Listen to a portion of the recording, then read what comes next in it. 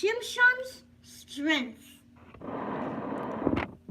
One day, Shimshon went to a place called Timnah. There he saw a young woman from among the daughters of the Plishtim and decided to take her for his wife. But Shimshon did not do this on his own. He went first back to his parents' home and told them, "When I was in Timnah, I saw a young woman who found favor in my eyes. I want you to take her for me and convert her to Judaism so that I'll be able to marry her." "What?" exclaimed his shocked parents. "Aren't there enough young women in the tribe of Dan, your father's tribe, or in the tribe of Yehuda, your mother's tribe? You have to take a wife from the daughters of the uncircumcised?" Shimshon explained, "I see it is a sign from heaven that if a daughter of the Plishtim, who are so hated by me, has found favor in my eyes, I must marry her."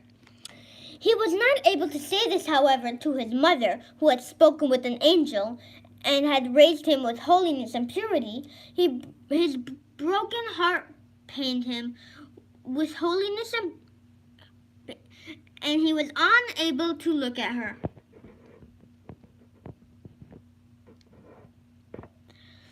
In fact, Shimshon had understood the sign from heaven correctly. Hashem wanted Shimshon to become involved with the Plishtim so that he could have a way to take revenge upon them. And so it was, as if Shimshon was forced to marry this woman. With pained heart, Shimshon's father and mother went down to Timnah. "See there, my son," said Menachah, as he pointed out to the vineyards of Timnah, which were planted with kalayim, a forbidden mixture of plants. Just as their vineyards are forbidden mixture, so are their daughters. Yet the hand of Hashem was involved, so Shimshon was not influenced by his father's true words.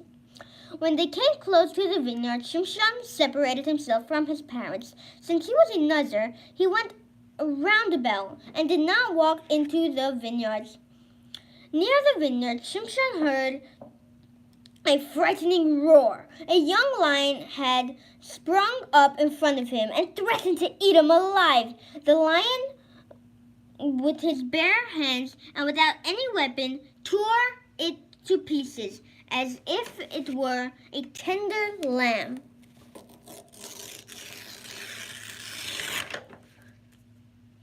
Shimshon did not return to his parents to tell them about the act of strength. He just continued on his way as if nothing had happened. He reached the house of the woman and spoke with her. Then he returned to his house and waited the customary amount of time before returning to take his Plishti wife. When Shimshon returned 12 months later to marry the woman, there were no grapes in the vineyard. Particularly speaking, it would have been all right for Shimshon to pass through, but still, he turned from the path and went to make a blessing over the miracle which had been done for him there with the lion. To his surprise, he found that on the spot where he had left the body of the lion, bees had made a hive of honey, was oozing out. Shimshon went over to the beehive and took out honey in his hand. He ate some of the honey. On his way home, he left some for his father and mother. Shimshon did not tell them the story of the lion. He did not tell them about the honey. He was modest, just like actors of his tribe. Moshe has bled the tribe of Dan. Dan is like a lion cub, quietly making his way down from the bush. This showed strength without boasting. His honey was a sign from heaven, while this woman seemed in your eyes as sweet as honey. A swarm of stinging bees are nearby. Escorted by his parents, Shimshon arrived at Timnah. His father went first to convert the bride. Afterwards, Shimshon and the bridegroom hosted a banquet for the bucklers. According to the custom of the time, these young men who joined the banquet were not friends of Shimshon. Only Shimshon's parents had come for the wedding. When the bride saw this, she felt sad. Every bridegroom has friends to make him happy, she told her father. It's not nice for my bridegroom to be alone. The father of the bride agreed to arrange for 30 men to be Shimshon's companions. He will pay you back at the time of your wedding, his father promised them.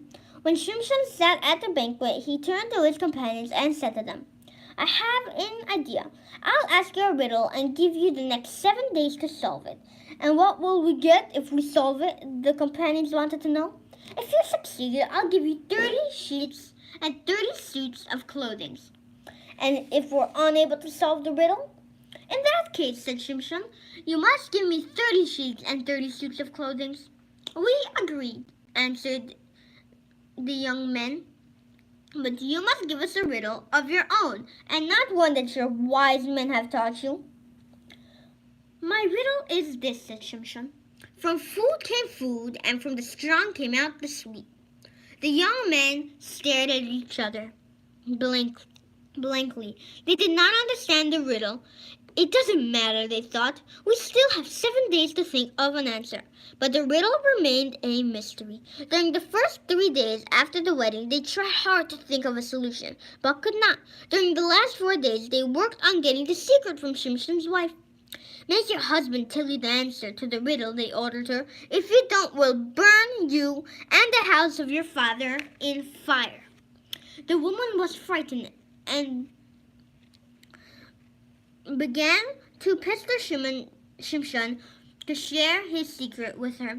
You don't love me, his wife cried. You hate me. You've asked a riddle to my countrymen, and you won't tell me the answer. I haven't even told the answer to my father and mother, replied Shimshon. Why would I tell you? Shimshon's wife was not satisfied, of course, with that answer. She nagged him endlessly until the 7th and last day of the feasting. He broke down and revealed the secret to her.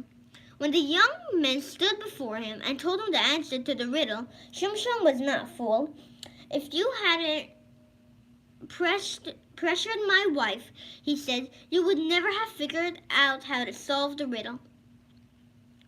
A mighty spirit entered Shimshon, and he went down to Ashkelon. There he struck 30 men and stripped them from their suits of clothing. Then he handed the garments to the young men who had solved his riddle.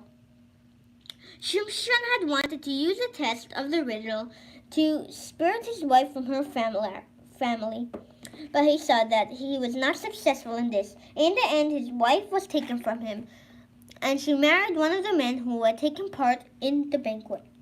The end.